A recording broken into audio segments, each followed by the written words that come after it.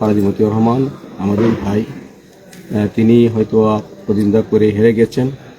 বিসমিল্লাহির রহমানির রহিম। বাংলাদেশের মানুষের বহু প্রতীক্ষিত 13 দফা জাতীয় সংসদ নির্বাচন, যে নির্বাচনে অনেক শঙ্কা ছিল, সন্দেহ ছিল, কিন্তু তারপরেও আমরা বলেছিলাম যথাসময়ে নির্বাচন অনুষ্ঠিত হবে এবং সেই নির্বাচন অবাধ নিরপেক্ষ হবে। আমরা আজকে সকাল থেকেই সেই নির্বাচন আমরা দেখতে পাচ্ছি যে জনগণের ব্যাপক উপস্থিতি ছিল ভোট কেন্দ্রে। বিশেষ করে আমাদের মহিলা ভোটাররাও ব্যাপকভাবে উপস্থিত ছিল।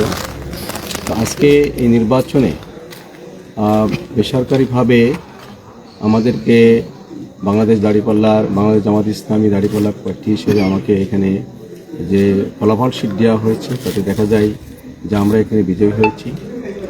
বিজয়ী হওয়ার পরে আমরা আগেই বলেছিলাম যে আমরা যদি পাশ করি আমরা কোনো জায়গায় দলীয়করণ করব না, আমরা সকল মতের, সকল ধর্মের, সকল দলের মানুষকে নিয়েই আমরা দেশ গড়তে চাই। একটি নির্বাচনে প্রতিদ্বন্দ্বিতা থাকে। আমাদের প্রতিদ্বন্দ্বী প্রার্থী বিএনপির অভয়নগর উপজেলার সুযোগ্য সভাপতি ফারাজি মতিউর রহমান আমাদের ভাই, তিনি হয়তো প্রতিদ্বন্দ্বিতা করে হেরে গেছেন। আমি এই জায়গা থেকে যারা হেরে গেছেন তাদেরকেও ধন্যবাদ জানাই, তাদেরকে মোবারকবাদ জানাই।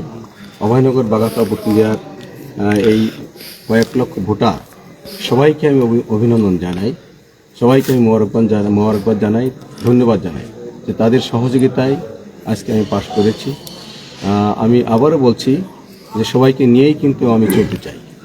আমার কাছে কোনো দলীয়করণ না, আমরা সকল ধর্মের, সকল বর্ণের, সকল দলের মানুষকে নিয়েই আমরা এই জনপদকে সুন্দর, নিরাপদ জনপদ হিসেবে আমরা গড়তে চাই।